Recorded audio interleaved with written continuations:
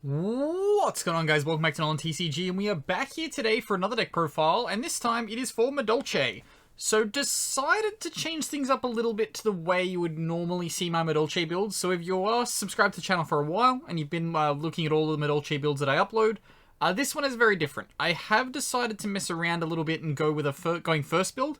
I also am not playing Shifter, as opposed to what going first Madolche builds typically will play.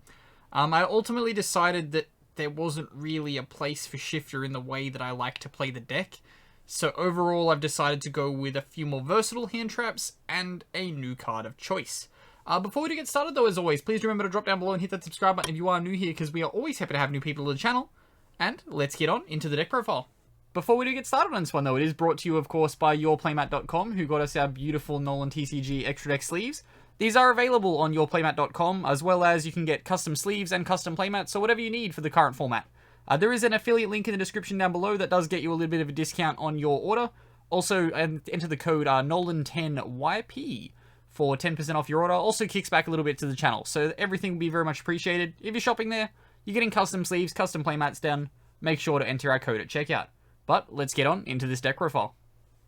Okay, so starting us off, of course, we have our playset of Madolche Pedincessor. Given that we are playing the Go in First build, typically you're not going to have a card in your graveyard. However, we do have other ways to play around that. Of course, this is just your free special summon, and then you summon from the deck. Of course, it will always go one level lower, so typically you are always going to be summoning your Pedincess. Coming up after that is our primary normal summon, or that is 3 copies of Madolche Magileine. It's typically... you would see normal summon and your Rhoda. It's what it does, and that is good. Then after that, we have our playset of Madolche Angeli.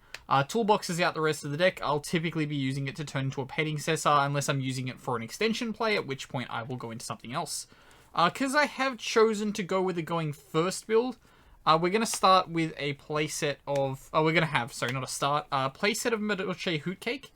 Just because if I end up going second and I put a hand trap into the graveyard, maximizing on Hootcake means that I can continue to play if my if I have a monster essentially sitting in there and I'm locked out of being able to go straight into my Pedincessor. Then after that, we have the card you're typically going to be revolving around with your Hootcake, which is our Messengerado. Adds our spell and trap cards as long as we control the Hootcake. And then lastly, for our Madolche monsters, we have the one Pedincess. Of course, you're going to be summoning this off your Pedincessor. Reduces its level, exceeds place, say go. Then after that, we get into our hand traps. So of course, we are playing our playset of Herald of the Orange Light. We'll put a Madolche monster in your graveyard, which can kind of come up with a couple of other combos that you have. However, it also can be used going first to negate hand traps that try and hit you. Of course, we are maximizing on the ways to stop that. So, playset of Herald is what we're going with. It is also a bit more of a versatile hand trap, which is now more relevant in the current format given that we do have Crossout Designator floating around. You do want to be a little bit more diverse in your choices of ways to disrupt decks now, and Herald is something that covers that base. Then we get into the rest of our hand traps. 3 copies of Ash Blossom, of course, as your generic kind of staple hand trap. It is also good to be playing it because we are playing Crossout Designator, and then the Ash Blossom will allow our Pedincessor to resolve if we have the Crossout. Then lastly, for our 2 one-off hand traps of choice, we're just an Effect Veiler and a Ghost Spell. Again, we're just playing these to play around with our Crossout Designator. The Effect Veiler can stop that targeted negation, and then the Ghost Spell can stop, I believe, the ones that shuffle back into the deck, and then triggering your Pedincess? Is it Chocolala mode? Then that's why we're playing the Ghost Spell as one, so we can stop that form of disruption. Then we get into our spells and traps next. So we are, of course, playing our playset of Madolche Double Summon. Pretty much, I would honestly say this is the best card in the deck, question mark. Maybe not, because Pedincess is pretty damn good. But yeah, your Double Summon also gets your sets from the deck when they shuffle back. Very, very good. Then after that, we are just down to our 2 one-offs, trying to cut as much space as possible. So we've got the 1 Ticket and the 1 Chateau. And then we get into our more generic spell cards. So we do have our Draw Engine in 3 copies of Pot of Prosperity. Your extra deck is essentially... I went to say useless. That's not correct. It's versatile, I guess. There's lots of space. You're playing a bunch of 3-offs, so you don't care if you prosper stuff away. And then after that, we have our new card. 3 copies of Crossout Designator. We're going first. We don't want to get hand trapped, so of course 3 copies of Crossout live in the deck. And then last off, after that, last of our spells, 1 copy of Call by the Grave, just here, just as your generic, more hand trap, stop, say no mentality. Then we go into our trap card lineup, because we are going first. We are still playing the standard trap lineup, plus 2 impermanents. Of course, that is what is here. You are going to be playing the impermanents and stuff to dive around with the crossout designator. And then for our Madolche spells and traps, for traps really, we play the 2 copies of Madolche Promenade, and then the 1 copy of Madolche Knights. Okay, now we have the extra deck, and the extra deck is pretty standard. Of course, we are playing the 3 copies of Madolche Pudding Cess Shocker a la Mode. Your summon from the deck, on summon, shuffle 1 back from graveyard. Going first, you're typically going to be putting them in the grave with your next card, which is the Madolche Teacher Glace Soufflé.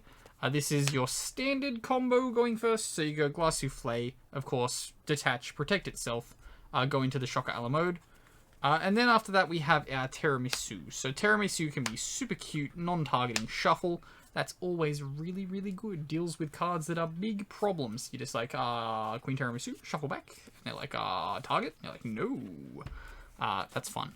And then lastly, we have our playset of our Link Monster. It is 3 copies of Madolche Fresh to start. I always try and change up what I'm playing in my Madolche extra decks to be cute.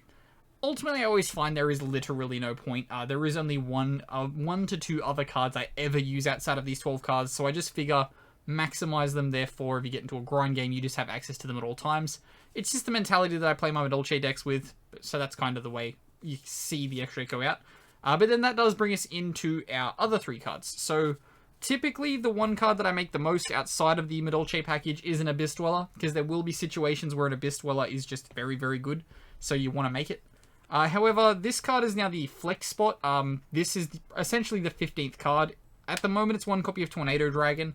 Am I going first builds? Am I going second builds? It's typically a Cyframe Load Omega, because you want to be able to sink into something off your Gamma summons, and that's why I would play that. But here we are with a Tornado Dragon. And then lastly, this is probably the other card I would use the most that is non-Madolche. That is 1 copy of AA Zeus, just for the ability to generically send everything to the graveyard, laugh at your opponent, and have an overall fun time. But that wraps up here for the deck profile, as always. Do comment down below any recommendations or things you would change to my going first build, whether or not I'm just not fully grasping the fact that you play Shifter and stuff. I just feel as though it stops too much, and yes, you can activate Shifter, but in my kind of mentality, you can't play through the Shifter. And that's the issue that I have. You may be able to stop your opponent completely, but it doesn't necessarily mean you're playing. Of course, yeah, make any comments or critiques, as always, as to the list that I've got here. I personally still prefer to play the going second build. However, I've found there are a lot of decks get taken by surprise when they find out you're playing Madolche, and then they're like, oh, you went first? Why are you going first? But I guess that stigma is slowly changing over time, given that this deck can play pretty well going first. But, of course, that will wrap us up. I've been Ben from NolanTCG, and have a good afternoon, everybody.